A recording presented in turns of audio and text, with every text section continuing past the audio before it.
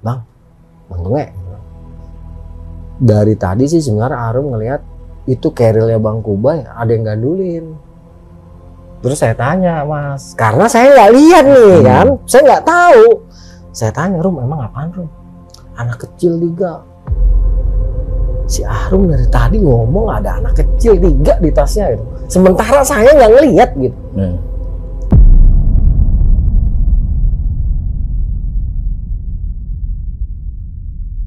Assalamualaikum warahmatullahi wabarakatuh. Kembali lagi kita ke 7 Rupa Channel. Setiap kegelapan malam pasti ada kegaiban.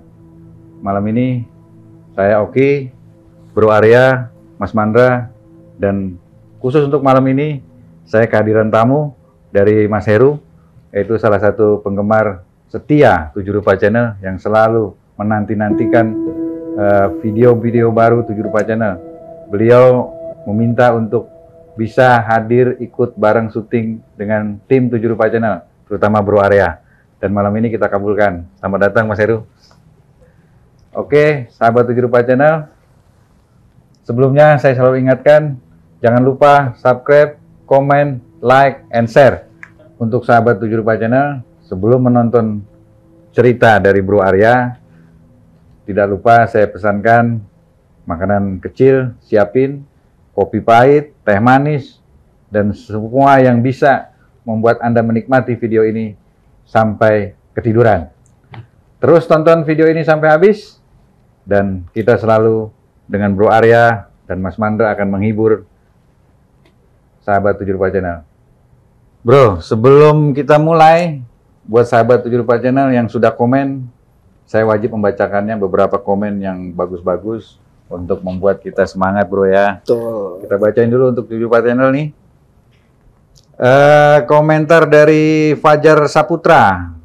Doain Bang, semoga saya bisa silaturahmi ke Lawu. Dari dulu pengen ke sana tapi nggak kesampaian. Nah itu Bro. Selalu didoakan, semoga segera terwujud. Siap, terima kasih Fajar Saputra. Kemudian dari John Puleng. Ini salah satu cerita yang menarik dari Bang Arya. Bagi saya yang lucu dari cerita ini adalah pocong yang benjal-benjol karena kena timpuk Kang Arya dan kawan-kawan. Udah benjol hilang harga diri sebagai pocong. Sehat selalu Bang Arya dan tim TRC. Amin, amin. Terima kasih Bang John Puleng. Ini dari Jalu Anggara. Dulu saya nanjak di Cermai waktu zamannya ngambil gambar pakai Kodak film. Bang, hahaha, seru tapi ngeri-ngeri sedap. Oke. Jalu Anggara. Dulu Bro pakai apa? Kamera Nikon apa? FM2. Waduh, SLR mantap. masih. SLR. Iya. Kenangan banget dong, zaman jadul mah masih asri, horornya dapet banget deh pokoknya. Siap. Thank you Bang Jalu Anggara. Satu lagi saya bacain dari Firman SE. Alhamdulillah cerita ini lebih lengkap lagi. Semoga Bang Arya dan rekan-rekan 7 Rupa Channel selalu diberikan kesehatan lahir batin. Amin, amin. Terima kasih doanya Bang Firman SE. Oke sahabat 7 Rupa Channel, kita udah lama menunggu. Saya sudah bacakan beberapa komen. Thank you komennya, bagus-bagus. Mudah-mudahan 7 Rupa Channel tambah semangat atas komen-komen dari sahabat-sahabat 7 Rupa Channel. Kita mulai selanjutnya. Musik Mandraguna. Genjreng. Sak mestine aku sadar diri, tresno sliramu kaya keplok tangan siji. Getih birumu kaya langit lan bumi. Dhuwur kekayuanku kudu tak mareni. Nimas ayuku aku maju nyemplung jurang, mundur diponjok kangkang. Yo wis ben wae tak lakoni, senadyan gede atiku kang ngarep welase nanging tresnaku marang sliramu tanpa welasan keplok tangan siji. Itulah kalau seorang jomblo mencintai kekasihnya sedangkan tidak ada balasannya. Oleh karena itu tetap lanjutkan hidup ke depan, jangan sampai hampa hidup sang jomblo karena terbawa oleh setan. Maksudnya mantan maksudnya. Ya. Terima kasih sobat 7 Rupa Channel. Mantap. Mas Heru, nih sobat 7 Rupa Channel, saya mau tanya Mas Heru dulu nih. Mas Heru kan kita ajak nobar nih nonton bareng syuting 7 Rupa Channel. Gimana rasanya Mas Heru? Assalamualaikum warahmatullahi wabarakatuh. Terima kasih kepada Pak Oki, Mas Mandra, juga narasumber kita, Bang Arya Sena, sebagai narasumber berpengalaman sekali dalam pendakian. Malam hari ini saya terima kasih sekali dikasih kesempatan Pak Oki juga Bang Mandra untuk bergabung di studio 7 Rupa. Tentunya saya mengucapkan banyak terima kasih karena memang ini hal-hal yang saya tunggu-tunggu karena pengen hadir di sini bersama dengan narasumber kita Bang Arya. Siap. Tentunya di sini akan kita berbagi pengalaman yang tentunya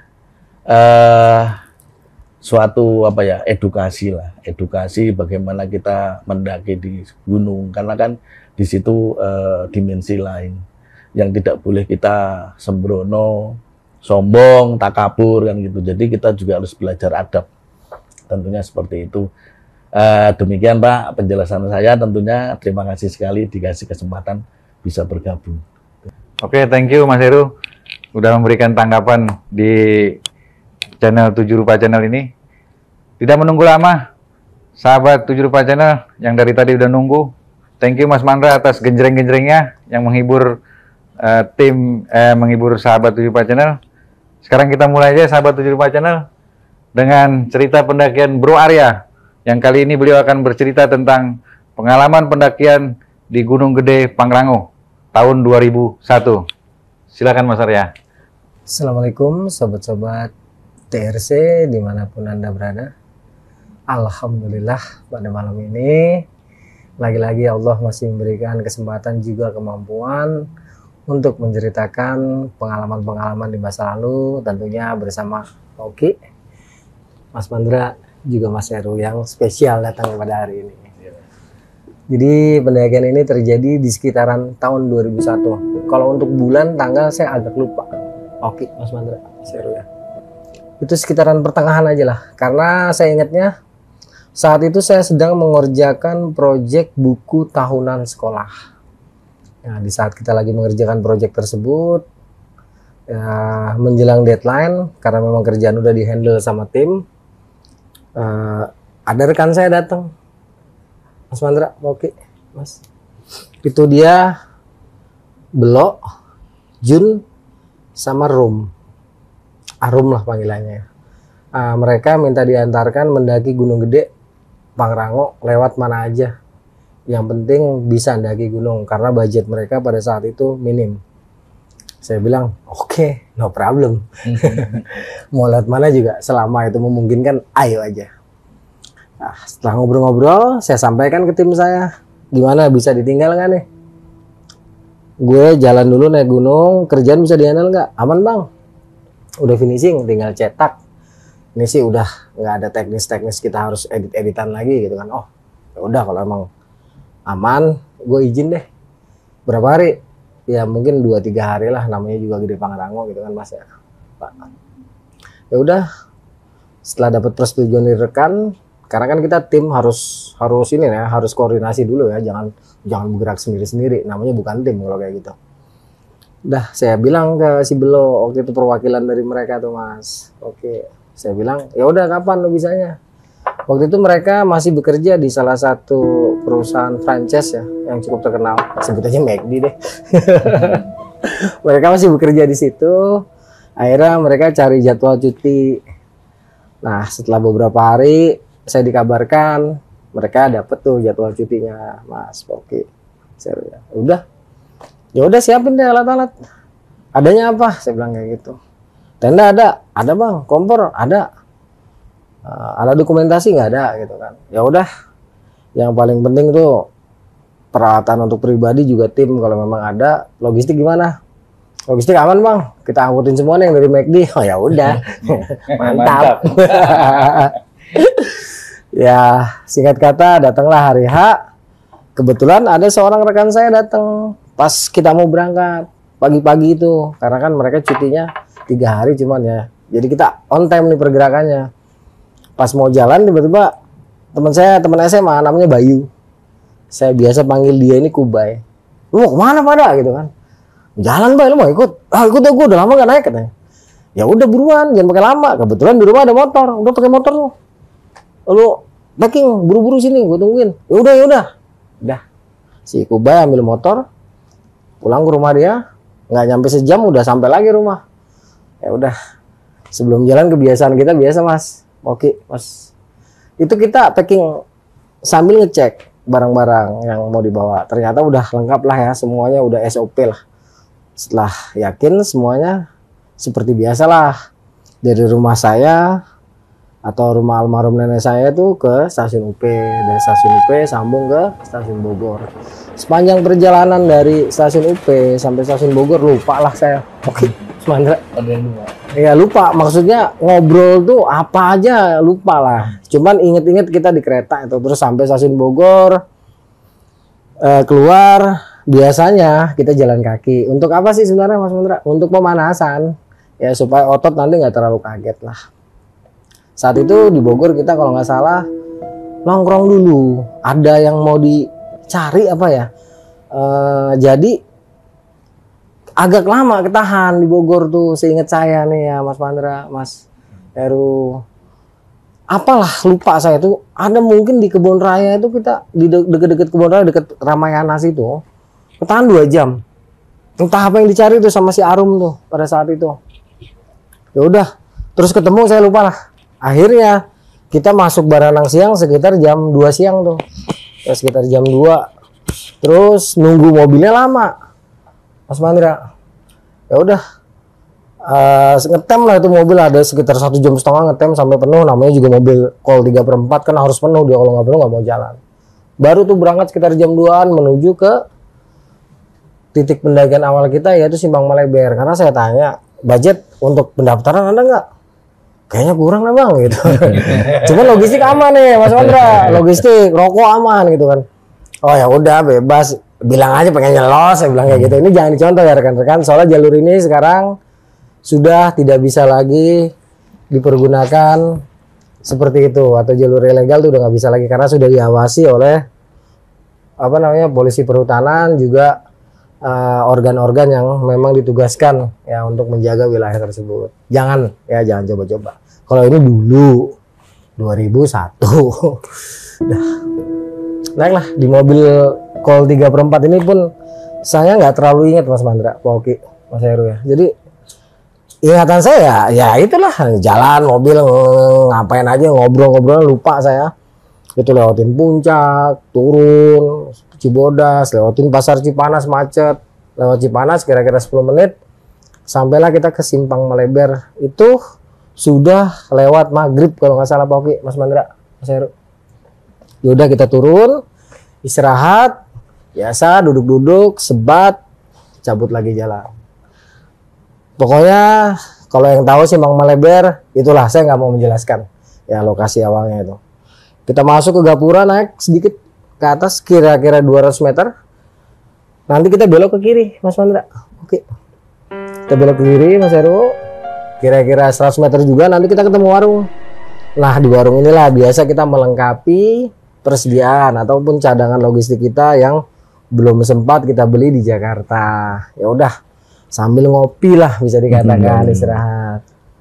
Ada mungkin 1 jam di situ beli beberapa perlengkapan seperti minyak tanah untuk oncor, untuk cadangan misalnya gas habis atau apa, tetap kita bawa cadangan. Setelah dirasa cukup, mulailah kita bergerak, Mas Mandra. Oke, siap. Dari warung itu di depan kita udah hamparan kebun teh yang disebut dengan nama Simpang Maleber. Termasuk tuh jalannya masih cor-coran, oke. Nggak ada pos pendaftaran. Nggak ada, ini nyelos. Jalurnya los ya. Makanya saya bilang jangan coba-coba sekarang. Ditangkap loh. Udah lewat pinggiran kebun teh kira-kira 100 atau 200 meter, nanti di sebelah kanan kita ada pemakaman umum. Di sebelah pemakaman umum itu ada rumah kosong. Nah, di rumah kosong ini terkadang kalau kita lagi beruntung suka ada sesuatu lah. Nah, kalau lagi beruntung ya. Tapi pada saat itu kita nggak beruntung, Mas Mandra, Mas Heru, kita nggak dapat apa-apa, cuman dapat merinding doang. Tapi bukan penampakan ya. Bukan, merinding-merinding doang ya. Nah, lewat dari situ nanti rumah kosong itu kira-kira juga 100 meter, masih di pinggiran kebun teh. Nanti kita ketemu perempatan, kita ambil ke kiri, Mas Pandra. Kita masuk ke kebun teh. Itu jalannya udah tanah.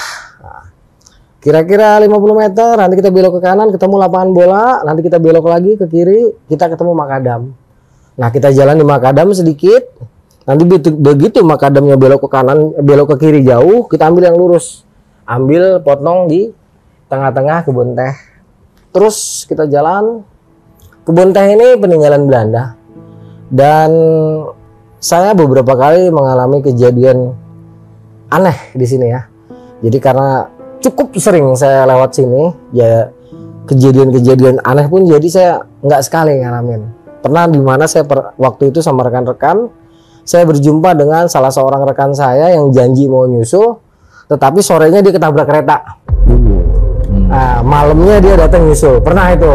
Tapi itu di tahun sebelumnya. Nanti ceritanya. Sabar dan tunggu, tenang aja. Tunggu next episode. Nah, beberapa kali saya terbayang lah, dari sekian puluh kali saya lewat sini, mungkin ada 10 sampai 15 kali saya mengalami kejadian mistis lah di sini. Tapi yang paling berkesan salah satunya di sini nih, cerita ini. Terus lewatin kebun teh, sampailah nanti kita ke ujungnya, ujung kebun teh. Di situ nanti ada jalan cor-coran sedikit, naik kira-kira 50 meter. Di sebelah kanan itu ada warung, Mas Mandra. Oke. Dulu warung, tapi sekarang udah enggak kayaknya ya. Udah nggak ada ya. Kebetulan pas kita sampai sana pun warungnya tutup. Ya udah kita lanjut aja. Saya bilang sama anak-anak, Bang, mereka manggilnya nggak Bang. Ini malam naik juga nih. Enggak, kita sampai ke ujung hutan aja. Saya bilang tenang. Udah sambil jalan tuh. Lewat rumah itu jalan kecil, kita belok kanan, lurus, belok kiri, lurus terus tuh Mas Mandra agak landai. Sampai nanti kita mulai habis jalur cor-corannya, ketemu jalur makadam kecil. Di sebelah kiri kita nanti ada satu rumah lagi, Mas Mandra. Oke. Nggak tahu sekarang masih gitu apa enggak ya. Ini 2001 gitu loh. Berarti bukan suatu shelter gitu, bukan? Bukan, rumah penduduk.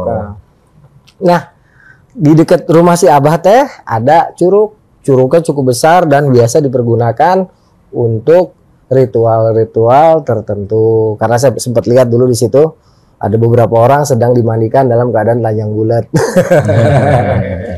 Ya gue lagi andil nih. Oh, cewek itu. Cowok. Kalau cewek menang banyak saya. Yang ngeliat Mas Mandra nggak apa-apa. Nah, dari rumah si Abah tuh kita nanti sudah masuk ke Punggungan, tapi kondisinya pada saat itu sudah dijadikan ladang pertanian oleh warga. Nah, kita langsung nyisir bibir Punggungan. Tak. Sampai kira-kira 15 menit ke depan, nah sebelah kiri itu sudah mulai hutan rasa mala, berikut dengan semak-semak belukar. Cuman sebelah kanannya itu masih ladang penduduk.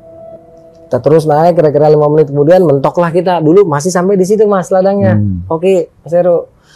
Kebetulan di situ ada satu gubuk.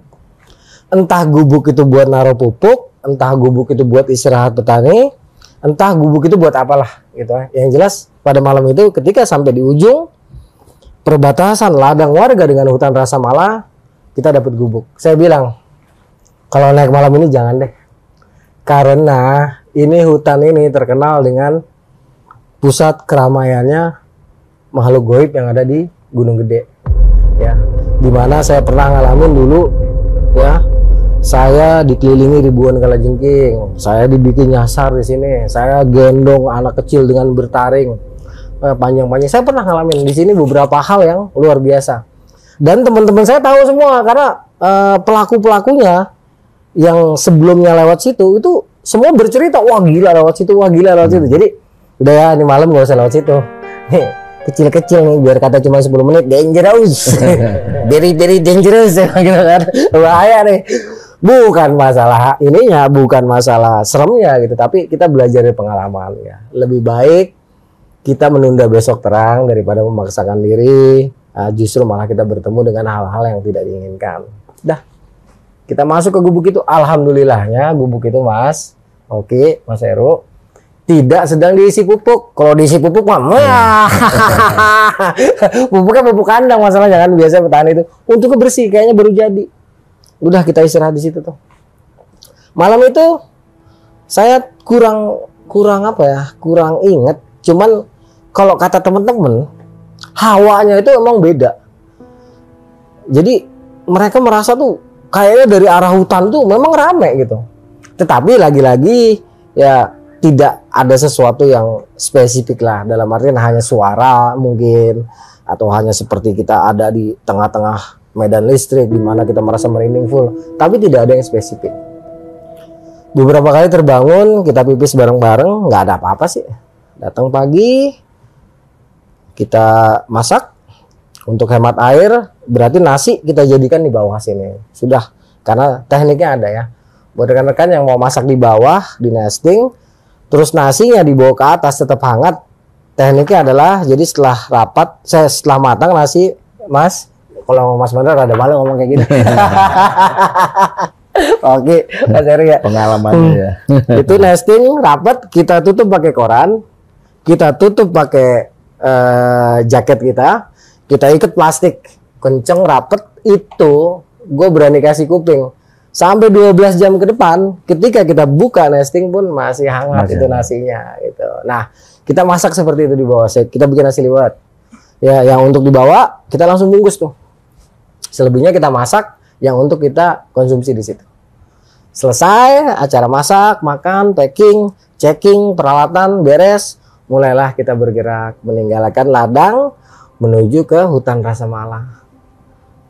Ya, elah selangkah ya, pokoknya cepluk ya udah, kita udah sampai ke hutan Rasa Mala kan. Jalan. Teringatlah saya beberapa kejadian tahun 99 ya, tahun 98, tahun 2000 di mana saya lewat sini. Mengalami kejadian-kejadian yang benar-benar berbau supranatural. Tapi ya udahlah, itu kan sudah terjadi. Nggak ada sejarahnya pendaki takut setan, itu nggak ada sejarahnya gitu. Ya udah, oh kita kesini bukan buat nyari setan, walaupun berkali-kali ketemu setan, ya udah orang CS kok. Kalau kita musuhin setan repot gitu. Udah jalan tuh, ninggalin hutan Rasa Mala. Nanti kita ketemu punggungan putus. Ya, jadi kita turun, putus punggungan, Mas Mandra, ke lembah, lembahnya nggak terlalu dalam, kita berganti punggungan, Mas. Nah, di punggungan baru kita nyisir nih punggungan, kita ambil, terus kita sisir itu naik, jalurnya agak parah lumayan, Mas Mandra, karena di sini adalah habitatnya macan tutul dan macan kumbang, juga lutung gunung ya, yang hitam tuh, yang gede, mirip-mirip Mas Heru dikit. Enggak Mas, guyu aku. Tapi tentunya kan gini, berarti masih satu komando di bawah jenengan ya, karena kan memang teman-teman ini kan memang ya punya basic tersendiri-sendiri. Mesti Mas, gitu ya. Nah, kalau ada saya biasanya nggak ada lagi tuh. Gitu. Ya udah. Hari-hari cerah tuh. Cerah, oke Mas Mandra, cerah, bagus semuanya waktu itu daylight lah. Berjalan lancar ini. Di tempat yang biasanya kita ngalamin kejadian-kejadian supranatural cukup banyak, alhamdulillah pada hari itu no problem, everything is okay. Udah kita terus naik. Adalah mungkin sekitar 3 jam sampailah kita ke jalur resminya Mas Mandra, oke, yaitu shelter Simpang Maleber, di mana situasinya dulu masih ada pohon melintang, juga shelter payung. Kalau sekarang kan shelter payungnya udah nggak ada, berubah jadi warung. Cangkimen kawan. Warungnya banyak sekarang. Wah, warung bawa duit aja. Sampai situ kita istirahat, makan dah tuh. logistik yang kita persiapkan di bawah tadi. Begitu dibuka masih ngepul tuh asapnya Mas Andra. Oke, masih ngepul. Masih anget. Itu nasi liwet lagi. Tinggal kita bikin mie goreng untuk hemat air kan. Bikin mie goreng, makan, selesai makan biasa packing, checking barang-barang, bergerak lagi kita menuju ke alun-alun timur. Ya. Saat kita istirahat di Simpang Maleber itu mungkin udah sekitar jam 12 lebih kurangnya. Ya. Tambah prosesi makan sampailah kurang lebihnya jam 1 ya. Habis itu kita baru melangkah ke alun-alun timur. Waktu tempuh dari Simpang Maleber ke alun-alun timur itu hanya maksimal 40 menit.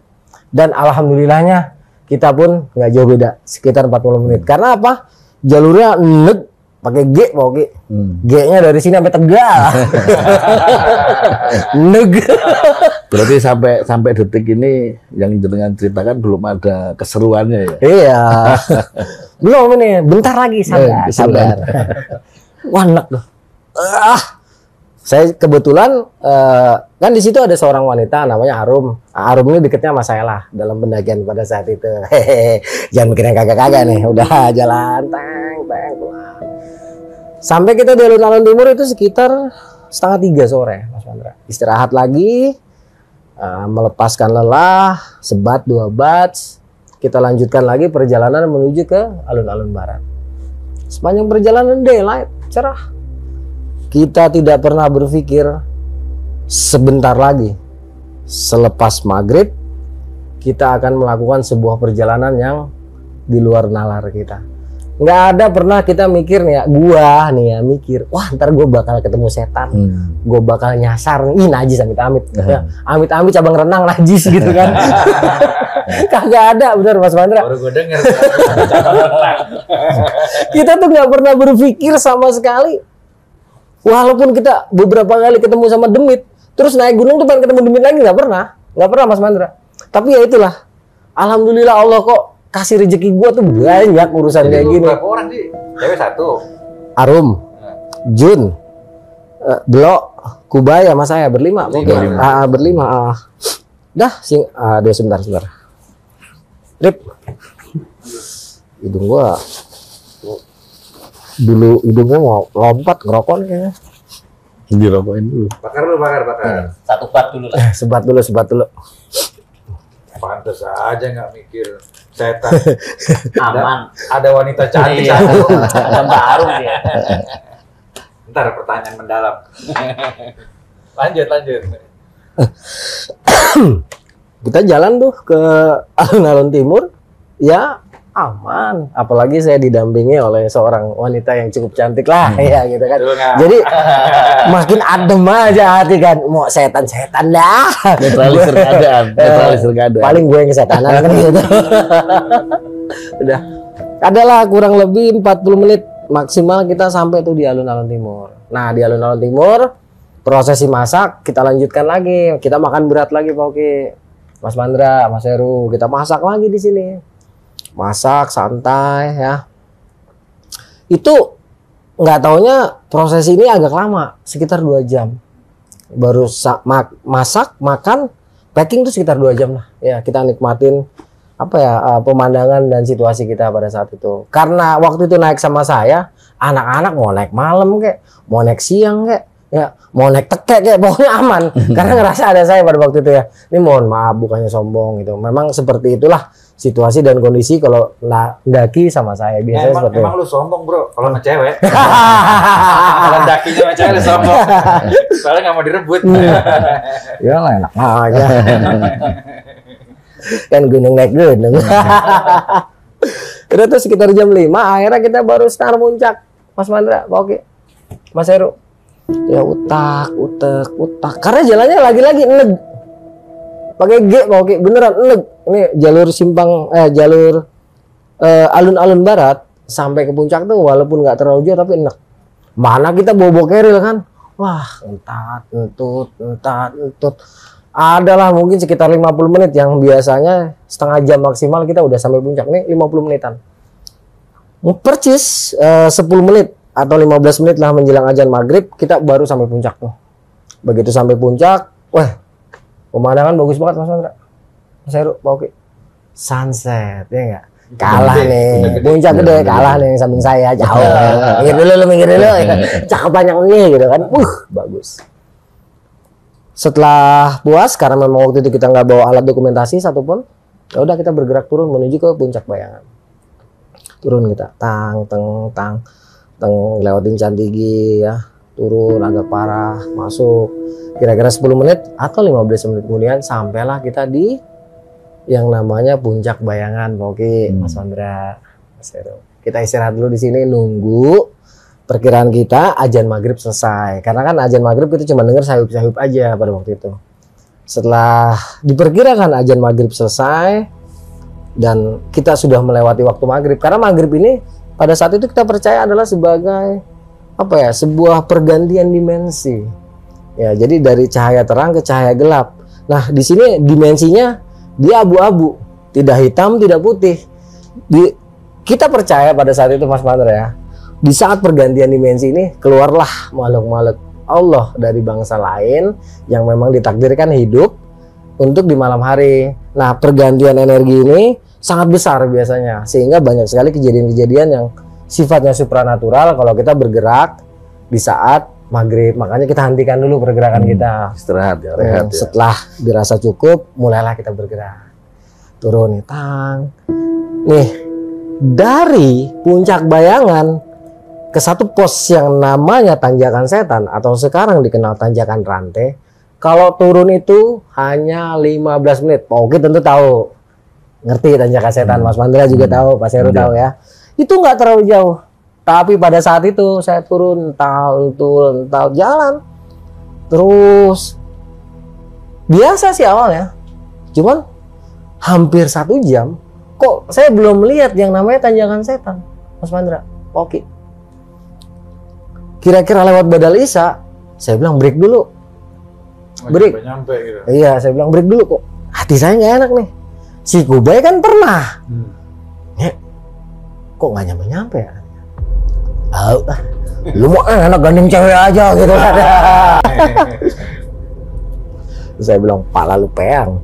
Ini cewek matanya beda, saya bilang gitu. Nah, Arum ini matanya atau gambar dia tuh apa ya, tajam Mas Mandra. Nah, jadi sebentar-bentar karena dia posisi Arum kan di depan saya kan sweeper paling terakhir. Sebentar-bentar dia berhenti, bang itu bang anak kecil lari-lari gitu. Nah, di belakang itu waktu kita lama jalan, si Arum ini sering ngomong ke saya, bang itu anak kecil lari-lari gitu, bang itu ada perempuan cakep sih kagak bang, cuman taringan ngeliat kita tuh nggak seneng gitu. Nah, cuman saya waktu itu nggak ngeliat Mas Mandra, cuma saya bilang alah biarin aja kan ada lu gitu. Ya, kayaknya sih begitu, kayaknya indigo. Jadi udah ketika memang waktunya ini udah nggak normal kan, saya suruh berhenti, sebat dulu lah, ngerokok dulu kita. Di saat kita lagi ngerokok istirahat, Arum datengin saya lagi, bang Tunge, dari tadi sih sebenarnya Arum ngelihat itu kerilnya Bang Kubai ada yang gandulin. Terus saya tanya, Mas, karena saya nggak lihat nih kan, saya nggak tahu. Saya tanya, Rum emang apaan Rum? Anak kecil 3, Bang Tunge katanya, giginya calingan, kecil tapi bocah, tapi mukanya tua-tua gitu, rambutnya aneh-aneh lah gitu. Terus anak kecil 3 itu diawasin sama perempuan tadi yang Arum lihat. Lu jangan bikin gue merinding Rum gitu kan.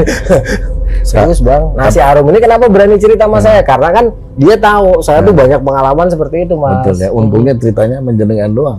Kalau sama yang lain lah berapi gitu. Udah menurunkan mental ya. Iya. Makanya saya bilang sama si Arum, udah diem aja. Udah. Saya masih belum lihat, Mas. Cuman hati saya ketika si Arum bercerita seperti itu mulai nih ngedek gitu loh. Nih tanda-tanda nih kalau udah dek, aduh.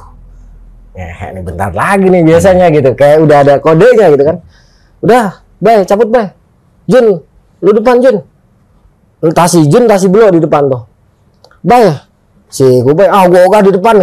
Gue tengah aja. Dia kayaknya juga udah ngerasa nih. Nah, begitu kita jalan sebentar, kutuk, kira-kira 20 menit lah. Itu baru ketemu tanjakan setan. Di situ kita lurus terus, jembatan setan, tanjakan setan gitu kan. Kita ambil di sini apa ambil yang kanan gitu kan. Rum, kamu mau lewat mana? Mau lewat sini apa lewat? Ah, ngeri lewat situ bang. Emang kenapa? Udah nggak mau, Rum nggak mau lewat situ. Dia melihat sesuatu tapi nggak ngomong ke saya gitu mas. Saya nggak tahu nih. Karena penglihatannya dia lebih tajam. Iya, karena dia lebih tajam. Ya udah, saya kan ngerti nih kalau si Arum melihat sesuatu. Nah, saya bilang ya udah, kita ambil kanan aja deh. Udah ambil kanan dong. Udah turun kita pakai tali sedikit. Kebetulan ditinggalin karmantel di situ Mas Mandra. Turun sampai kita ke jalur yang kanan. Bergeraklah, nggak lama Kuboy. Aduh. Dia ngeluh, tasnya tuh berat. Anjing, tas gue berat banget nih gitu kan. Berarti tetap diikutin terus ya sepanjang perjalanan itu. Betul, digandulin terus mas. terus, ya. Saya masih belum lelo, nggak lelo apapun saya, nggak lihat apapun saya masih pauke. Kenapa sih lu Boy? Tas gue berat banget nih anjing. Tahu kenapa ya katanya? Udah jalan. Kutak kutuk. Itu harusnya sampai ke ujung tanjakan setan 5 menit. Ini hampir setengah jam. Kita nggak ngeliat tanjakan setan tuh, ujungnya. Setelah udah Bay, udah jangan banyak bacot lu. Ini jalanannya. Wah, ngek gue pegel banget. Akhirnya sebelum kita sampai tanjakan setan, si Kubay banting kerilnya nih. Keril gue berat banget. Gubrak begitu dia banting. Kita semua ngumpul, center teng. Lah, ini ujung tanjakan setan gitu kan, Mas. Lah, ini ujung tanjakan setan. Saya bilang gitu. Bay, lu kenapa? Tas gue berat banget ngek. Saya angkat gini kan. Biasa aja. Lu bawa tukeran kata dia gitu kan. Ya udah tukeran, gue bawa carry lu. Tukeran lu. Kita di situ sebat lagi Mas Mandra, sebat lagi. Tapi di posisi ini sendiri si Arum nggak bercerita ke yang di Gendolin itu ya? Enggak, dia nggak cerita, dia cerita ke saya doang gitu kan. Nah, pas udah tukeran tas, kita mulai jalan lagi, si Arum baru ngomong lagi. Bang, percuma tukeran tas. Orang Bang Kubay mah emang digandolin dia gitu kan. Pindah ke tas saya gitu. Jadi nggak lama udah jalan, wah tas lu sama aja lu bawa batu ya gitu kan. Dia marah-marah si Kubay itu. Kira-kira 10 menit karena dia nggak tahan, banding lagi tuh tas. Udah break dulu gitu. Baru nih Mas, si Arum dari tadi ngomong ada anak kecil 3 di tasnya gitu. Sementara saya nggak ngelihat gitu. Saya bilang, Rum, masih ada Rum? Masih Bang, serem banget gitu kan. Udah diem. Kasihan Bang Kubay kata si Arum gitu. Udah diem. Kalau begini caranya, suruh break aja dulu semua gitu. Langsung saya bilang, udah nggak ada yang gerak, diem aja di sini. Si Kubay juga udah malas tuh. Tasnya berat banget kayak batu isinya gitu kan. Padahal itu carry saya gitu kan. Udah dia. Saya tayamum lah Mas Mandra. Biasa tayamum. Saya kirim doa buat Gunung Gede biasa. Assalamualaikum ya ahlul ghaib. Assalamualaikum wahai sahabatku Gunung Gede. Assalamualaikum semuanya lah saya kirim. Saya diam. Saya tarik napas, saya tahan, saya salawatan. Begitu saya buka mata, cendeng. Lah iya bocah 3. Bener. Kecil-kecil Mas Mandra. Segini-gini nih sedengkul. Tapi mukanya bukan muka bocah, mukanya muka aki-aki. Kurcaci ya? Nggak ngerti dah. Nah, saya ngomong sama Arum. Dari tadi Rum. Iya Bang. Pantesan si Kubay gempor. Ini kecil-kecil gini beratnya lebih-lebih dari batu kali nih saya bilang gitu kan. Udah dimin aja. Nggak lama kelihatan tuh ibunya melayangnya. Saya diam. Terus saya ngomong ke yang lain. Bay lu diam. Jun, lo diam aja ya. Nggak usah protes, nggak usah apa-apa. Pokoknya ini kan tanggung jawab gua. Tolong diam, jangan pada ngapa-ngapain. Selawat aja. Bay lu kan non muslim, baca yang lu bisa. Siap, kata si Kubay. Udah pada diem. Si Arum langsung di deket kita kumpulin tuh. Saya agak misah sendiri kan. Misah. Karena waktu itu udah kelihatan bukan mata ini sih sejatinya yang lihat. Yang lihat sih sebenarnya mata ini, cuman ini untuk visualisasi aja gitu ya. Baru saya bilang assalamualaikum warahmatullahi wabarakatuh. Ini maksudnya apa gitu kan. Marah Mas Mandra. Teriak gitu yang bocah-bocah 3. Intinya gini, ngapain sih lu ganggu kesenangan gua? Ini orang enak soalnya auranya.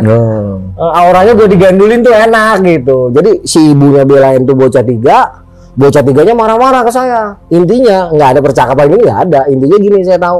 Lu ngapain gangguin kesenangan gua? Ini orang auranya enak dimakan. Taruh kata kayak gitu. Gua gandulin biar habis tenaganya gitu. Kalau perlu lewat di sini gitu. Ya saya nggak mau. Saya bilang pada waktu itu, dari kecil lo nggak bisa. Kalau lu kayak gitu nggak bisa, saya bilang. Udah, ya terserah lu deh kalau maunya kayak gitu. Gini mah, gua mah tergantung Allah. Walaupun saya banyak dosa Mas Mandra ya, kerjanya cunal-cunil mulu gitu.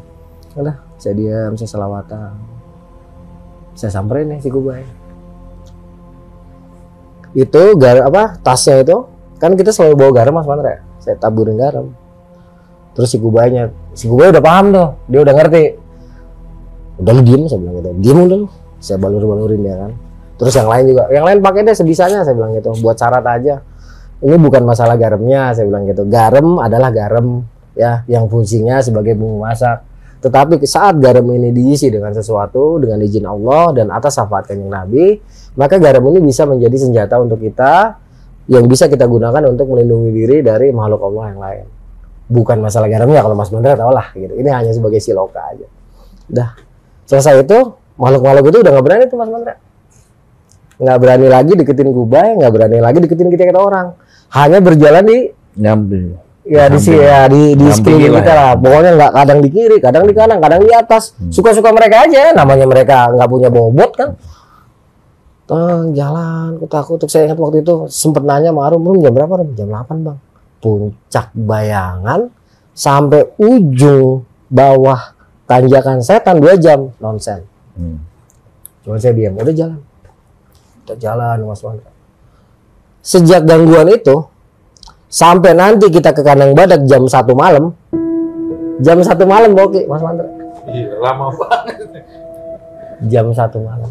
Tidak ada lagi gangguan penampakan makhluk apapun. Jadi makhluk-makhluk itu ngikutin kita hanya sekitar 10 menit, habis itu hilang. Tidak terdengar suara angin. Ini lagi-lagi saya harus sering ucapkan ya, harus sering saya ceritakan. Rata-rata kejadiannya kayak gini soalnya gitu, Mas Mandra. Nggak ada hembusan angin, tidak ada suara angin, tidak ada suara hewan. Bagaikan ruang hampa pada saat itu. Jadi kita jalan, bias cahaya kita pun seperti bentur dinding. Tapi kita cuek aja jalan, seperti sadar, seperti tidak sadar, tapi dalam kesadaran full. Ini sering banget kejadian kayak gini. Dimana kesadaran kita full, tapi waktu tempuh kita itu di luar nalar. Udah kita jalan, udah nggak ada capeknya tuh Mas Mandra Pogi. Jalan. Walaupun di hati benar-benar kita break. Kok gak nyampe-nyampe ya? Itu deket lagi gitu. Jalan lagi. Terberhenti lagi. Tapi pada saat memasuki dimensi di sini, dari rombongan ini nggak ada keluhan-keluhan apa ya? Nggak ada. Semuanya jalan aja. Jalan aja. Ntar bentar-bentar berhenti kok gak nyampe-nyampe ya gitu.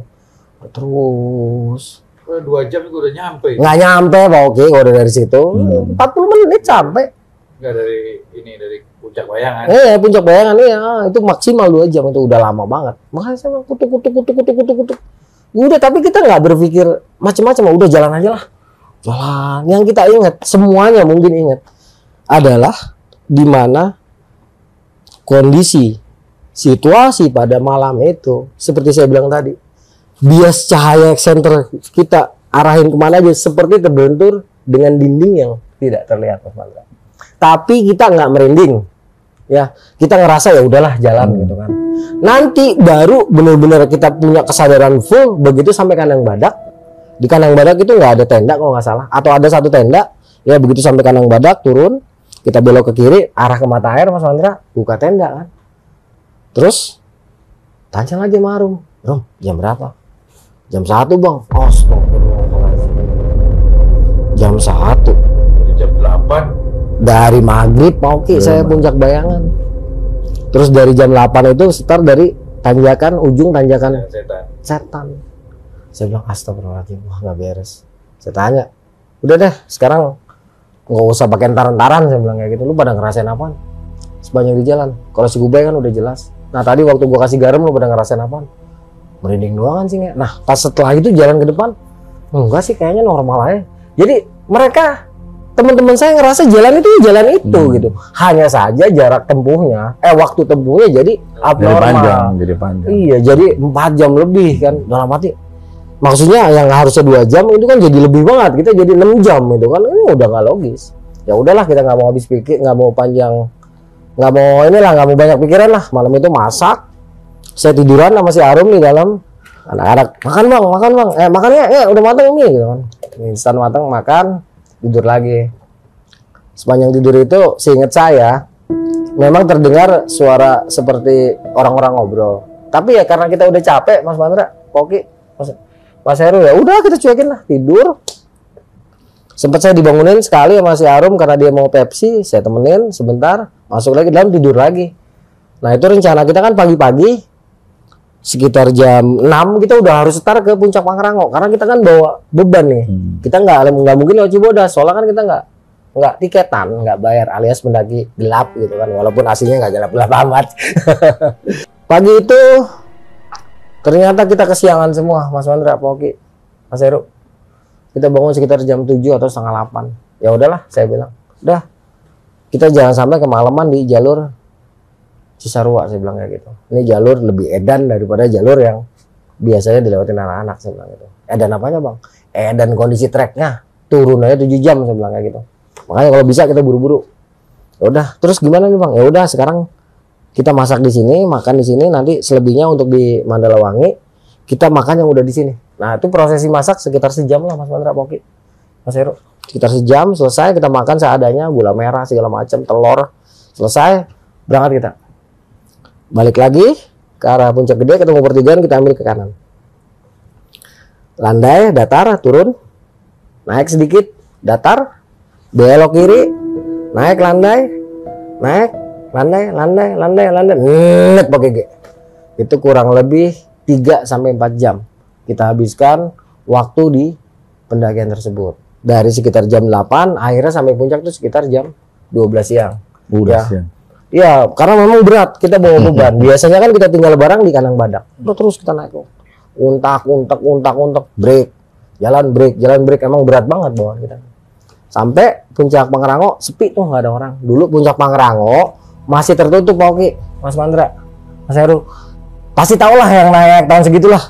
Itu kita masih bisa lihat Gunung Gede samar-samar aja. Kalau sekarang kan ditebangin loh cantikinya. Kalau dulu enggak, kita samar-samar aja ngeliatin Puncak Gede. Saya ingat tahun 99 di sebelah kiri saya sempat lihat 2 jenazah, cuman mohon maaf nggak bisa saya sebutkan. 98 itu jenazah berseragam gitu kan. Terus turun ke Mandalawangi. Di Mandalawangi tahun 94 saya pernah melihat penampakan itu ada seorang wanita, dia tidak berpakaian tapi dia sedang menggendong jenazahnya sendiri. Itu 94-95. Saya ingat kejadian-kejadian kayak gitu. Tapi ya udahlah, itu kan sudah berlalu gitu. Saya ingat di pojok sana dulu ada yang gosong jenazah gitu kan. Terus nanti di hutan bakar saya juga ketemu sama jenazah berseragam gitu kan. Ah udahlah, saya nggak mau pikirin. Cuma yang agak ngedek itu penemuan jenazah berseragam di daerah hutan bakar. Karena persis di pinggir jalur, Mas Mandra. Saya bilang, ini kalau kemalaman lewat situ, mohon maaf gitu ya. Ini tentara hidupnya aja kalau digalakin galak gimana, udah jadi beginian nih. Kepikirannya begitu aja saya. Entah kenapa saya mikirnya kayak gitu tuh. Akhirnya di Mandalawangi tuh masak. Enggak, di Mandalawangi kita ketemu 2 rombongan. Oke, Mas Mandra, saya lupa nih. Di Mandalawangi kita ketemu 2 rombongan. Itu kalau nggak salah 2 cewek, 4 cowok, sama 1 lagi ada rombongan beda sama mereka, itu udah agak sepuh. Waktu itu mungkin seumur saya. Tahun 2001 seumur saya kan ke SMA. Terakhirnya dia lebih duluan ya. Duluan. Pada saat jenengan naik itu nggak ada barengan. Nggak ada, ya. Dan nggak ada tenda tuh di ini kan, di apa namanya, di Puncak Pangrango, di kandang badak juga nggak ada gitu kan. Jadi saya ketemu sama mereka tuh ngobrol-ngobrol, kita sambil masak. Nah, masak kita waktu itu agak lama karena masak nasi. Tumben-tumbenan nasi juga nggak cepet jadi gitu kan. Saya bilang nih aron terus, saya bilang masih keletis-keletis terus kan. Kok tumben sih gue masak nasi keletis mulu gitu. Akhirnya prosesi masak tuh jadi 2 jam. Nggak kelar-kelar tuh. Sampai sekitar jam 3 baru selesai. Setengah 3 kita makan, jam 3 selesai. Nah, rombongan yang cewek-cewek tadi sama cowok itu sekitar 5 orang udah jalan. Tinggal 1 orang, Mas Mandra, yang saya bilang senior gitu. Dia ketawa-tawa tuh, moto-moto, senyum-senyum, melihat kita senyum gitu kan. Wah, saya pikir ini orang salon juga mau turun sendirian gitu kan. Nggak lama setelah kita udah siap, bareng-bareng dia nyamperin. Di mana gitu kan? Abi di Jakarta, Oh, di Bandung katanya gitu kan. Oh, mau turun kemana? Lewat mana? Ntar turun balik lagi kan ke kandang badak terus ke Cibodas. Oh enggak, kita mau langsung ke sana. Kaget nih si A tadi. Jauh nggak kata dia? Ya lumayan 7 jam turun mah. Deket. Masalah penampilannya keren. Kita yakin nih pasti anak senior kita lah pada waktu itu. ada senior ini biarin aja. Ya udah kalau mau gabung mah sok atuh mangga, saya bilang kayak gitu. Ya udah gabung lah kata dia gitu. Berarti dia sendiri lepas dari rombongan dia. Enggak, ternyata dia bukan rombongan orang itu. Dia emang naik sendiri tapi gabung sama itu. Solo Makanya dia nunggu bareng sama saya pas turun dan dia kaget ternyata kita nggak balik ke Cibodas, orang naik aja gratisan nggak kebayar, balik ke Cibodas nyerahin diri Pak borgol kan gitu. Iya kaget dia tuh. Ya udah selesai tuh si Mas si A ini, saya lupa namanya siapa, udah mau ya udah nanti di tengah aja. Yang leader siapa? Saya A. Nanti di belakang ada, karena kan nggak mungkin orang lain saya jadi leader di jalur yang tidak dikenal, kecuali jalur ini dikenal gitu kan. Jadi saya terpaksa ambil posisi di depan karena leader sesungguhnya sebenarnya ada di belakang ya. Cuman karena saya ini yang tahu satu-satunya Medan, tahu jalur gitu kan, udah terpaksa saya di depan tuh turun. Jadi kita naik sedikit, nanti habis itu kita turun. Turunannya agak curam, sampailah kita ke hutan bakar. Teringatlah saya di mana saya menemukan sesosok tubuh di sini. Dalam hati tuh di situ tuh ponconya, sebelah situ tuh sepatunya gitu kan, udah duk. Untung masih siang saya bilang gitu kan, masih 3.15. Saya teringat teman saya kan, wah lu ngebes di sini, gimana lagi gitu kan. Dulu lah ada cerita, dah lewatin dulu itu mah. Turun, lewat sedikit dari hutan bakar. Pertama kita nemu ini Pak Oki, kita nemu sepatu perempuan. Ada ya cewek naik gunung bawa selop yang ada lancipnya gitu kan, ada haknya ya. High heel ya, high heel. Kok ada ya? Ngapain bawa high heel sini? Lama jalan lagi sedikit, loh kaos kaki. Agak deg nih kita, ada kaos kaki ya. Jalan lagi ketek, baju, jaket cewek tuh, saya ingat warnanya abu-abu. Wih jaket masih cakep tuh kata si Arum. Saya bilang, jangan sentuh apapun, saya bilang kayak gitu. Jangan sentuh apapun. Anak-anak akhirnya, wah ya udah jaket, terus baju, kemeja, baju. Naik lagi ke depan, bra. Naik lagi celana. Terus sampai akhirnya tuh ceceran lipstick segala macam, dan terakhir tas koper kita temu. Tapi pada saat itu nggak didokumentasiin ya? Kan nggak bawa alat dokumentasi, nggak ada handphone juga 2001. Handphonenya masih tululut gitu. Masih handphone tululut, boro-boro gitu kan. Saya bilang don't touch anything. Jangan sentuh apa-apa. Ini lain nih saya bilang. Udah. Terakhir koper, bagus kopernya. Kita tahu nih koper merek. Wah, barang mahal gitu kan. Cuman hati saya nggak enak. Jangan sentuh. Cuman teman saya yang tahu itu barang mahal, tetap diambil. Diambil sama dia. Begitu saya ngeh, hati saya tuh kayak ada yang ngasih tahu. Kan saya masalahnya di depan, ini yang ambil di belakang. Saya berhenti. Nah bang, diam dulu saya bilang. Saya balik. Lu taruh tuh koper, keluarin. Kaget teman saya, lo kok tahu bang? Udah lo keluarin. Kotak gitu ya? Koper mahal waktu itu Bogis. Koper yang buat pergi-pergi. Tapi kotak itu mahal. Teman saya tahu koper mahal, tapi dia kecil. Koper kecil gitu. Oh, kayak koper kayak gitu, tapi dia tuh benda mahal gitu kan. Saya bilang, lu taruh nggak? Lu jangan bikin rese lo. Saya bilang, taruh. Udah, begitu dia taruh, dia agak pucet. Ketemulah kita pertigaan yang mau ke Gua Lepara. Bukan Gua Lepara sih, apa yang kemarin disebut tuh dalam komentar, Kebon Teh yang di Sukabumi. Terus ke Gadok, kita ambil yang ke kanan arah Cisarua sama Gunung Mas. Nah di sini kalau nggak berpengalaman, nggak bisa baca medan, nggak bisa baca jalur, tolong jangan coba-coba baca ini. Ini jalur tengkorak masalahnya Mas Mandra. Ini bukan jalur umum ya. Nggak bisa baca jalur, cuman bisa ketemu di koran atau di YouTube ya dalam bentuk cerita gitu kan. Sampai di situ tadi tidak ada mayatnya atau enggak? Nggak ada. Hanya barang-barang aja tertinggal ya. Lewat, turun. Begitu turun, itu udah sekitar jam 5, Arum mulai. Bang, saya udah ngedek nih Mas dia ngomong gitu. Soalnya kan kita udah berhadapan dengan hal yang seperti tadi tuh kan. Kenapa Rum? Bang ada cewek. Di mana? Di belakang abang katanya. Lah lu kan madep ke depan, masa bisa ngeliat? Ya kan bukan mata ini bang. Kayak gimana Rum ciri-cirinya? Kayak ini bang, kayak orang Cina ya. Cantik gak? tahu kata dia gitu kan. Udah biarin. Masalah kan posisinya di depan. Berarti kan dia di belakang saya. Ini banyak arum percis kan. Anak-anak di belakang nggak ada yang lihat tuh. Saya tanya, "Bye." Saya kasih kode bahaya. "Bye." "Coy." "Cuy, aman 86." Kalau coy kan itu tanda bahaya dari kita yang orang lain nggak tahu. Ini hanya bahasa organisasi. Pokoknya ada setan, ada jurik, ada segala macam. Saya pasti kasih tanda coy. Lu ngeliat nggak gitu kan? Cuman kita pakai coy. Saya bilang gitu, "Bye, coy."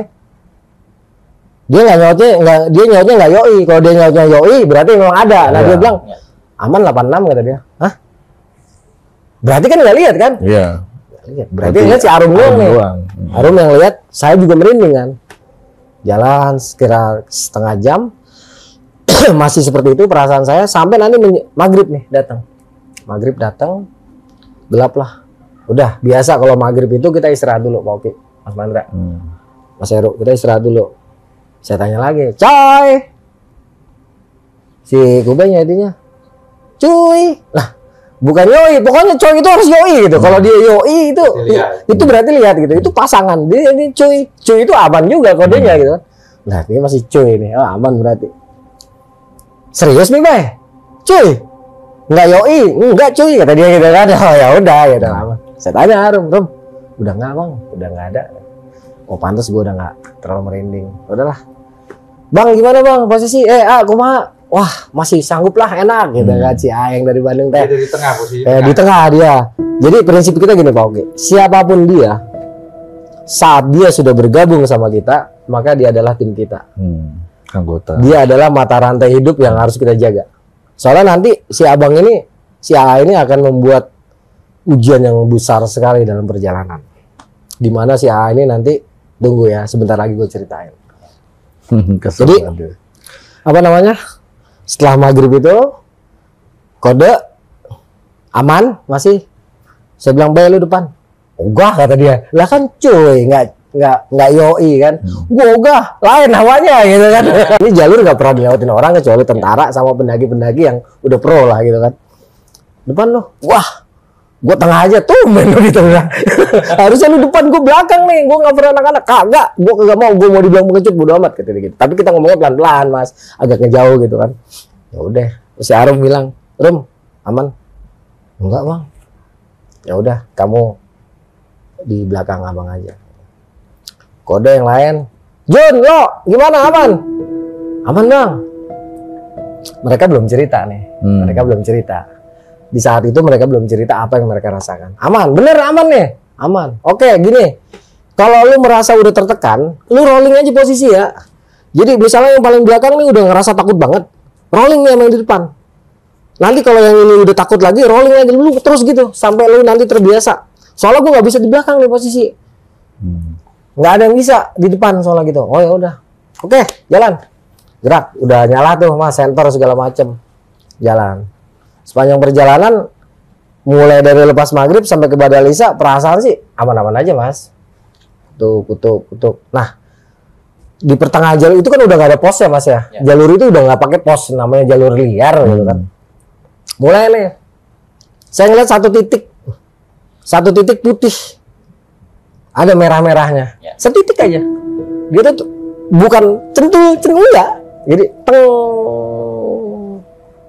menjauh, melayang deh, jauh tuh. Dia melintas di tengah jalan ya. Nembus pohon-pohon. Saya udah, si Arum langsung pegang saya kenceng banget.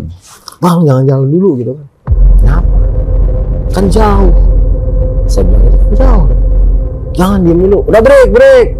Saya bilang gitu kan, break. "Belakang gimana?" "Ampun," kata yang belakang gitu kan. "Diam," saya bilang gitu. "Jun, lo ampun, Bang, ampun." "Oke." Nggak jadi di rolling dari itu nggak? Mereka udah rolling-rollingan, Mas. Udah, break dulu semua, break. Kita break, istirahat duduk. "Bay, rokok." Terus kata si Bay, "Kan lu rokok megang, gue pengen rokok lo yang nyalain." Dia bilang kayak gitu kan. Itu bahasa kode lain dari saya, Mas. Kalau saya minta rokok dari teman saya, itu biasanya depan saya udah ngejentul loh, gitu. Tapi saya ngasih kode ke orang yang ngerti gitu kan. "Wah, ngehe lo," kata dia gitu kan. Dia udah tahu tuh. Dia ngasih rokok agak gemeteran tuh. Begitu ngasih rokok, saya diem aja. Saat itu, Mas, semua mata nggak ada yang lihat. Hanya perasaan saya di depan saya ada sesuatu nih, cuman saya nggak tahu apaan, Mas. Oke gitu. Bener-bener nggak lihat, cuman hati saya, Arum tuh pegangin, bang jangan jalan gitu. Mbak Arum juga nggak cerita itu wujudnya enggak, dia nggak cerita. Bang jangan jalan dulu. Kita udah kelamaan di sini, saya bilang. Ini aja udah sekitar jam 7. Kita sampai bawah jam berapa? Sedangkan dulu kan pagi-pagi harus pulang kan, harus gawe kan. Sekitar apa? Mereka siang itu kan harus gawe kan, Mas. Enggak akan sampai nanti, saya bilang gitu. Ya udah, Bang, sabar dulu gitu kan. Ya udah saya ikutin si Arum tuh, Mas. Saya diam. Udah. Yang tadinya mata saya ke satu titik, perasaan saya mengatakan di situ ada sesuatu, akhirnya saya pungungin. Saya baliklah ngobrol sama anak-anak, ngobrol. Logistik apa yang masih ada? Gula merah makan. Udah ada sekitar setengah jam, udah cabut ya. Udah aman lah. Terus Arum juga bilang, udah bang jalan nggak apa-apa gitu kan. Udah. Balik lagi, ambil keril, jalan. 2 langkah, nongol dari tanah, Mas Mandra. Ngejentul itu jadi kayak apa namanya? Kayak gedebong rubuh. Dia berdiri. Ceduk. Saya mental. Wah, mundur saya. Gedebuk. Rentetnya jatuh. Oh, kenapa? Saya bilang, udah diam, saya bilang kayak gitu. Anak-anak udah pada paham tuh. Si Arum langsung dari belakang cuma jerit-jerit lah. Yang di belakang untungnya kok tim saya waktu itu situasinya kayak begitu nggak tenang. panik ya, nggak panik. Mereka cuma ada apa gitu kan. Nah si abang yang dari Bandung ini, si A gitu. Kenapa? Saya diam aja. Terus bayar rokok nyalain lagi, rokok yang tadi patah saya bilang kayak gitu. Ya saya nyalain lagi. Saya lihat tuh di depan. Ya. Dia tingginya segini kali Mas Mandra? Ya. Bukan setinggi kita, enggak, tinggi banget dia. Dia tuh ngebalik begini. Terus dia mundur terbang Mas Mandra. Sang, hilang. Cereng, baru. Langsung saya panggil, "Lo, Jun, sini ke depan. Kumpul dulu. Sebelum jalan kita briefing dulu," saya bilang gitu. Udah kumpul. Sekarang gini. Kita berenam, cuman kita manusia. Tolong semuanya kompak. Kita nggak bisa kepisah-pisah. Lo, Jun, seperti gue bilang tadi, kalau lu di belakang rasanya udah nggak tahan, lu rolling. Sekarang lu jujur, ada apa di belakang? Aduh bang, ini kuping gue bang kayak ada yang bisikin terus dari tadi, jadi kayak ada gitu, kayak ada yang niup. Nah kalau si Jun itu kakinya kayak ada yang narik. Iya, ditarik, dipegang, ntar dilepas. Aduh bang, nah sekarang gini, golok tadi siapa yang megang? Si Jun bang. Kalau gitu goloknya gantian, saya bilang gitu. Yang paling belakang yang megang golok, saya bilang gitu. Sini goloknya, saya bilang. Bukannya gue sakti nih, saya bilang gitu. Yang sakti mah Allah. Lagi ya. Iya, saya amin lagi. Nah sepanjang jalan lu jangan lupa selawat. Saya kasih. Udah siap, yuk kita jalan. Pokoknya bacok aja, saya bilang kayak gitu. Pokoknya ngerasa nggak enak, bacok aja di belakang. Apaan kek, saya bilang kayak gitu. Udah jalan. Ini jalan setelah ini si abang yang tadinya baik-baik itu, yang si A sebentar. Karena apa mas? Saya kan udah ngitung. Nih kalau kita udah 4 jam, kita berarti udah ada di tengah-tengah nih. Berarti 2 atau 3 jam lagi kita udah sampai ke Kali Besar, Cisarua. Nanti kita akan nyebrang kali itu, nyebrang dam, udah masuk ke kebun mas, lurus ke Gunung Mas, lurus ke Gunung Mas. Kita nanti akan ambil ke kanan yang arah Cisarua. Itu kita nyisir pegunungan lagi gitu. Saya bilang ini udah deket harusnya. Tapi begitu jalan, wah itu seperti kemarin, ya nggak ada penampakan tapi nggak nyampe. Akhirnya si A ini, bang, istirahat, berhenti. Jalan 20 langkah, bang, istirahat, berhenti. Wah, yang di belakang, yang tadinya udah anteng-anteng, heboh lagi, Mas Mandra. Oke. Mulai heboh lagi ya. Nggak, berhenti dulu ya. Sini gue mau ngomong gitu kan. Udah sekarang gak usah pakai rahasia-rahasiaan, ngomong aja saya bilang. Terus si Arum langsung ngomong, bang, di sebelah kiri kita bang, Arum dari tadi ngelihat ada istana bang, bagus banget. Jadi si Arum ini kan matanya lebih dari kita gitu. Kelihatannya ya. Saya mah sampai begini-begini juga boro-boro lihat istana. Ya ini doang, hitam-hitam doang, pohon-pohonan. Sebelah mana Rum? Sebelah situ bang, gede banget. Nah di situ banyak banget bang, apa dayang-dayangnya gitu. Dayang-dayangnya nggak ngaruh Rum. Penguasanya kelihatan nggak? Nggak ada bang, nggak kelihatan katanya. Terus tanya ke belakang, Bay, udah gue nggak mau cerita. Si Kubay udah nyalinya Kuba itu udah down. Dia, bang lu depan, gue nggak mau tahu lu harus depan. Kagak, gue nggak mau tahu, gue pokoknya di tengah. Pokoknya dia pada seliting saya gitu, sama-sama satu pelantikan sama saya. Tapi saat itu mentalnya udah hancur bang. Saya panggil sebelum masih Jun, lu dari tadi apaan? Wah bang, cewek banyak banget bang. Sepanjang kita jalanin kita diikutin cewek terus. Udah biarin, mau gimana lagi? Yang penting si abang ini kita bisa anterin sampai bawah. Gitu. Ada bang ya, udah siap, kita kasih gula merah tuh. Akhirnya jatah gula merah kita nih satu-satu buat si abang itu tuh, si A itu. Begitu kasih gula merah seger dia jalan. Sampai ke satu titik dia minta ditinggal ngotot, Mas Mandra. Udah saya di sini aja. Saya udah nggak sanggup. Lagian ngajak saya lewat sini sih. Lah. Tadi dia yang mau. Mulai down ya di sini. Iya, mulai ngaco omongannya. Ujiannya udah mulai. Udah, ini udah mulai ngaco. Bodoh, pokoknya tinggalin gua aja di sini. Besok pagi gua baru mau jalan. Ngotot, dia kan badannya gede tinggi mas. Senior juga akhirnya. Wah ini udah lain nih saya bilang, saya samperin. Kang, ampura kita AA tadi kan di jalan sebelum jalan udah setuju. Rule di sini saya yang pegang bukan AA. Sekarang saya mau minta pertolongan sama AA. Jalan selangkah dua langkah mau istirahat ya, nggak masalah. Yang penting aja nih. Enggak, lu pergi aja sana. Gua mau jalan, gua mau di sini sendirian. Wah kelar nih. Masalah si Arum bilang. Bang, sampai si abang ini tinggal di sini, udah diambil dia tuh sama yang kelihatan kayak istana itu kan, penghuni istana itu. Karena memang kayaknya si abang ini yang diincer gitu kan, kayaknya loh. Soalnya si Arum ngasih kisi-kisinya kayak gitu. Waktu itu udah tegang banget kita. Bang, nama siapa? Saya nggak tahu namanya siapa, lupa saya. Bang, biasanya kalau di gunung itu kan ada adab juga ya. Nah, kalau dilihat dari penjelasan abang tadi, kesalahannya tuh ada di mana sehingga penampakan itu pada keluar setelah di posisi itu gitu loh. Kadang-kadang begituan mah nggak perlu trigger mas. Iya. Nggak perlu trigger. Mereka emang suka cari gara-gara sama kita gitu kan. Apalagi kondisi kita emang lagi capek gitu kan. Terus si A itu akhirnya dia ngamuk-ngamuk. Ya kita diemin dulu, oke, Mas Mandra. Selimur dulu lah. Iya, kita diemin biar dia tenang dulu. Diemin aja dia ngamuk-ngamuk juga. Dia duduk aja tiduran. Pokoknya udah lagunya udah ngeselin banget dah. Emosinya Udah. Wah, nggak seperti yang Iya, cuma kita diemin aja udah. awalnya sopan. Udah songong banget kita diemin ya. Ada setengah jam kita diemin. Kita ngajak ngobrol. Biar dia ngeraco sendirian tuh. Wah, kaki gua. Pokoknya ngomong Sunda lah, ngeraco gitu kan. Kita diemin aja. Saya bilang sama si Arum, gimana Rum? Bang, tepak punggungnya. Lehernya, punggungnya sini ujungnya. Kenapa Rum? Tepak aja. Ya udah, kamu yang ngomong suruh duduk. Kali sama cewek kena kali gitu kan. Takut Arum. Ya udah kamu dong, bantu. Lo bilang kayak gitu. Akhirnya si Arum mau. Gitu. Gitu. Ini ada telur. Bangun makan. Nggak tahu kenapa mau Mas Mandra. Dia bangun, baru begitu bangun kan si Arum sebelumnya udah mesen itu saya udah isi selawat tuh tahan napas saya sama. Jadi yang saya ingat pada waktu itu saya baca ya azimu 33 kali saya tahan napas, ya azimu 11 kali tahan 33 kali terus saya selawat 11 kali tahan napas. Begitu si Arum udah bangun, udah ngebangunin dia, langsung saya pukul. Dia langsung jatuh dia. Jatuh. Ngelek. Wah. Baru di sini gitu mas. Jadi kayak orang sadar dia. Baru sadar. Ayo jalan lagi. Ayo kata dia gitu kan. Udah tuh. Udah nggak ada apa-apa tuh. Si A itu udah ngikutin cuma sebentar sekitar setengah jam. Break gitu. Nah ini kita capek alamiah. Udah capek alamiah.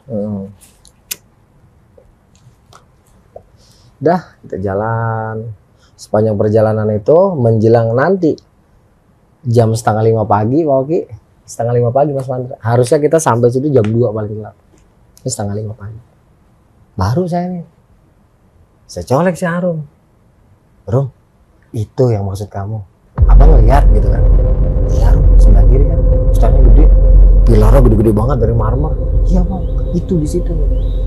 Astagfirullahaladzim. Gede banget Mas. Jadi sepanjang jalan tuh ngelewatin itu luas banget itu istana. Gede banget itu istana. Itu bener loh. Iya Bang. Udah cepetan jalan gitu. Mas, itu kalau posisinya itu sampean jalan itu berarti istana itu di sebelah kiri, mana? di jurang.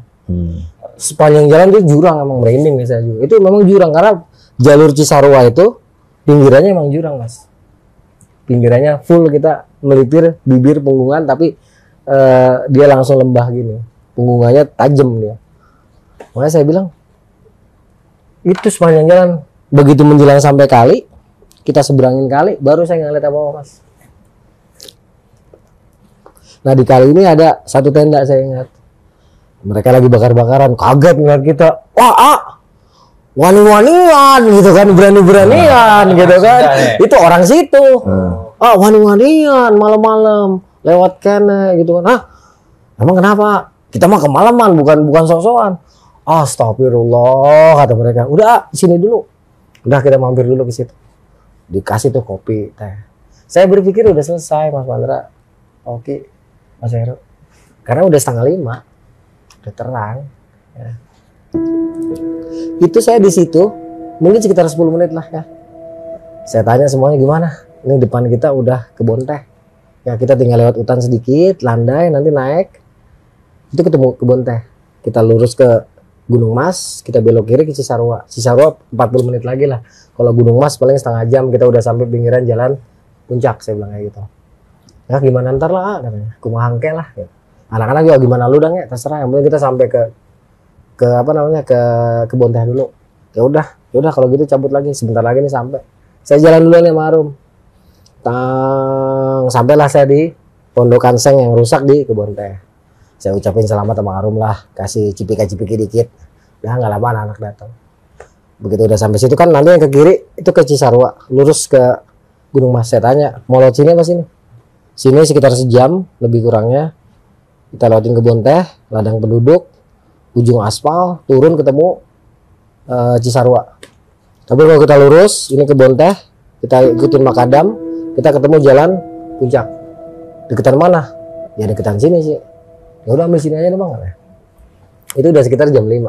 Oke Mas Mandra. Udah mulai terang ya. Udah mulai terang. Udahlah, saya jalan duluan lagi Mas Arum. Udah jalan kutak-kutuk.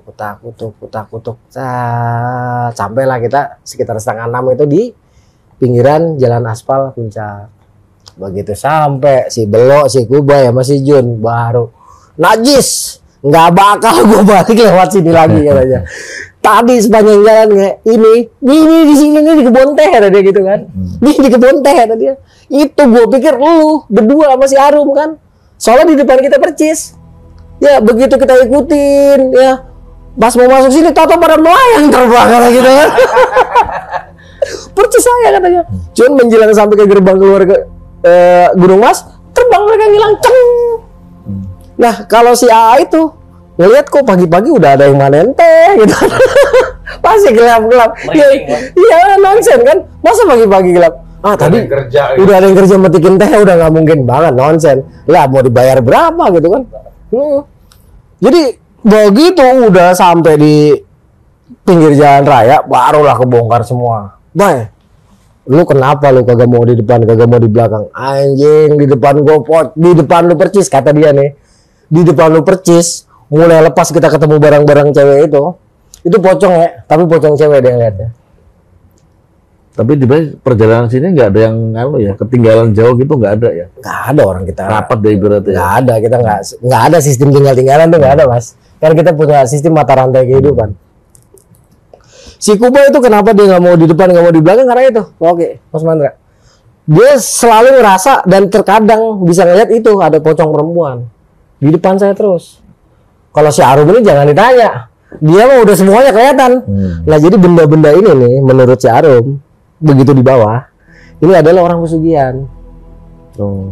Gitu. Orang pesugihan. Keluarga pesugihan. Tapi bukan dia pelakunya. Bukan dia pelaku pesugihannya, tapi keluarganya melakukan pesugihan. Perjanjian dengan makhluk yang ada di Gunung Pangrango. Jadi kata si Arum, karena dia matanya kan beda. Jadi dia memang naik sendiri. Dan dia buka tuh satu-satu. Dan dia kata Arum itu menghilangnya di Mandalawangi.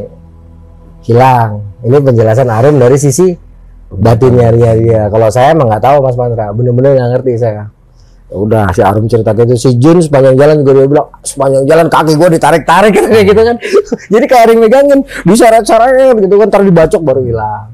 Kalau si Belok kupingnya gitu sepanjang perjalanan. Dan istana itu setannya yang lain nggak ada yang lihat. Cuman mereka merasa memang banyak. Arum sama lu doang yang lihat tuh. Cuman saya sama Arum aja yang lihat. Itu mungkin karena saya ketularan si Arum. Karena apa-apa Arum kan ngomongnya ke saya gitu kan, Pak Oki, Mas Mandra, Mas Heru. Udah sekitar jam 6:30 dapat itu ada mobil Bandung lewat tuh, Bogor Bandung. Si A itu naik. Sayangnya kalau A masih ada nih, A nonton, inget nggak turun lewat Cisarua? A ketemu rombongan 5 orang dari Jakarta, cewek 1, salah satunya saya, yang A turun lewat Cisarua. Kalau ada A inget saya, tolong komen ya A, buat kita silaturahmi. Ya, udah dia balik ke arah Bandung, kita naik mobil yang ke arah Bogor. Udah tidur Mas, tidur. Singkat kata sampai ke Baranang Siang, nggak jalan kaki lagi, naik angkot ke stasiun Bogor. Itu udah sekitar jam 9-an, sampai rumah saya sekitar jam 10. Itulah pengalaman saya di Gunung Gede Pangrango di tahun 2001 bersama 4 orang rekan saya, Jun, Belok, Arum, dan Kubai. Sebuah pengalaman yang cukup berkesan di hati saya, Pak Oki, Mas Mandra, Mas Heru. Oke, sahabat 7 Rupa Channel. Tadi kita udah dengerin cerita Bro Arya tentang pendakian Gede Pangrango di tahun 2001 yang begitu menyeramkan, awalnya begitu menggembirakan, di akhir, di tengah mulai menegangkan. Nah, mudah-mudahan tadi juga saya sempat merinding dan sempat kaget juga ceritanya. Ternyata awalnya santai, gembira, tapi di tengah sampai di akhir itu sangat tegang. Nah, mudah-mudahan sahabat 7 Rupa Channel senang dan menikmati ketegangan ini. Oke, kita langsung aja pada sesi tanya jawab.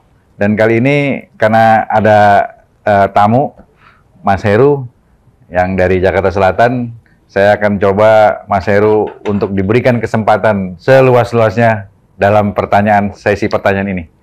Oke? Kita langsung aja ke Mas Heru. Bang Arya, pada saat di posisi jenengan melihat kerajaan itu dengan Mbak Arum, itu kerajaan itu bentuk fisiknya seperti apa? Apa ada kayak pengawalan atau apa di depan-depan begitu, apa ada? Kalau menurut ceritanya Arum ya semuanya serba perempuan. Oh, serba perempuan. Tentaranya perempuan, dayang-dayangnya perempuan. Pokoknya itu penghuninya semua serba perempuan. Makanya saya tanya, pemimpinnya kelihatan nggak? Tapi nggak kelihatan. Yang dilihat itu bentuk istananya megah dengan pilar-pilar yang saya lihat sekilas. Itu pilar-pilar dari marmer, full. Mirip-mirip apa istana apa, Bro? Kayak bangunan Yunani gitulah. Bangunan Yunani kuno. Marmernya gede-gede gitu. Pilar-pilarnya tuh bagus-bagus banget. Tapi hanya pilar kelihatan sama atap. Kalau bagian lain saya nggak lihat. Kalau Arum bercerita, tamannya ada, kolamnya ada apa istilahnya ruangan-ruangan gitu. Kalau saya nggak, saya hanya menyaksikan pilar-pilar aja dengan atap yang juga megah gitu. Mas Heru. Alah, untuk yang tadi jenengan jelasin itu kan di situ tempat proses pesugihan ya. Nah, pesugihan ini orang-orang yang terlibat di situ langsung atau itu tumbal-tumbal orang yang menjalani pesugihan yang sepengetahuan jenengan? Saya nggak tahu kalau itu tempat pesugihan, Mas. Jadi ini kan hanya keterangan dari Arum. Karena barang-barang yang ditinggalkan itu barang-barang berharga juga ada. Dompet, hanya pengenal nggak ada gitu, Mas Mandra, Mas Heru. Itu nggak ada. Hanya di situ ditinggalkan barang-barang termasuk salah satunya mungkin koper yang mewah tadi gitu. Jadi itu isinya barang-barang pribadi dari si korban. Dan menurut si Arum, ini dia ditumbalkan posisinya. Ditumbalkan karena keluarganya itu punya perjanjian pesugihan. Nah, jadi nanti setelah beberapa tahun kemudian saya dengar cerita dulu katanya sempat ada perempuan dianggapnya setengah waras, setengah gila, itu naik sendirian akhirnya hilang nggak ketemu sampai sekarang. Sempat dengar selintingan-selintingan itu sekitar tahun 2003-2004 gitu. Jadi kalau menurut Arum, keluarganya itu yang bikin perjanjian pesugihan. Nah, dia tuh dijadikan tumbalnya, hilang di situ. Entah memang di situ pesugihannya atau bukan, saya nggak tahu. Karena itu yang tahu Arum. Saya hanya dengarkan apa penjelasan Arum. Saya hanya melihat bentuk fisik yang ditinggalkan oleh si korban itu, gitu Mas. Penjelasan Mbak Arum tadi mengenai teman yang dari orang Jawa Barat tadi kan beliau seolah-olah orang yang diinginkan di situ, ya kan? Iya. Nah, pandangan Mbak Arum sendiri terhadap orang itu sebenarnya apa dia memang keluarganya atau apa pelatu pesugihan sehingga dia diinginkan di situ? Kayaknya seperti kejadian Kubai itu, energinya enak untuk dimakan gitu, untuk dikonsumsi sama mereka. Karena mungkin pada saat itu dia sudah putus asa. Kan dibikin letih banget. Kalau dilihat-lihat garis merahnya sama masih Bayu, masih Kubai. Karena udah kecapean akhirnya kesel, marah-marah. Nah itu mungkin yang dikonsumsi sama mereka, energi negatif dari si calon korbannya. Makanya kata si Arum, pukul tengkuknya sini. Dan Arum tuh percaya saya bisa gitu. Pada akhirnya alhamdulillah dengan saya tahan napas 33 kali baca Ya Azimu, 11 kali itu bisa baca selawat, saya pukul, alhamdulillah dia bisa sadar. Nah itu Mas, kira-kira kayak gitu. Oke, sahabat 7 Rupa Channel, tadi udah kita dengarkan sesi pertanyaan yang saya serahkan ke Mas Heru. Dan thank you Bro Arya sudah cerita tentang pendakian Gede Pangrango di 2001. Nah, terima kasih sahabat 7 Rupa Channel yang sudah menonton video ini sampai habis. Dan mudah-mudahan seremnya belum habis. Karena ini ada seremnya, ada lucunya, tapi kebanyakan seremnya. Saya pun tadi merinding gitu. Nah, jangan lupa subscribe, like, comment, and share. Di setiap kegelapan malam pasti ada kegaiban. Sebelum kita tutup, seperti biasa, Mas Mandra Guna dalam penerawangan gitarnya supaya kembali menjadi gembira lagi. Silakan Mas Mandra. Terima kasih.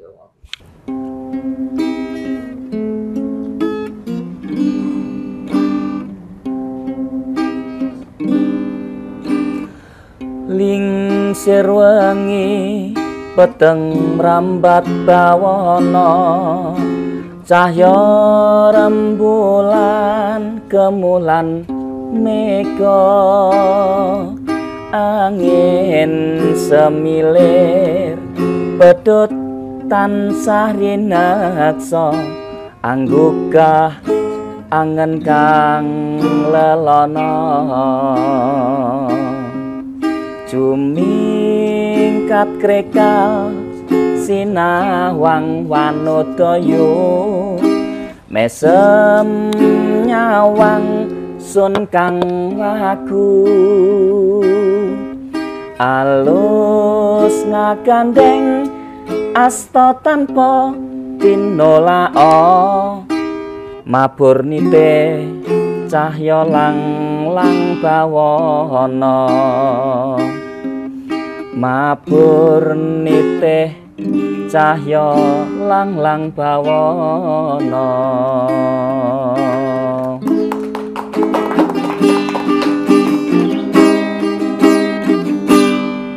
Matur nuwun sobat 7 Rupa Channel. Musika ada rekaman.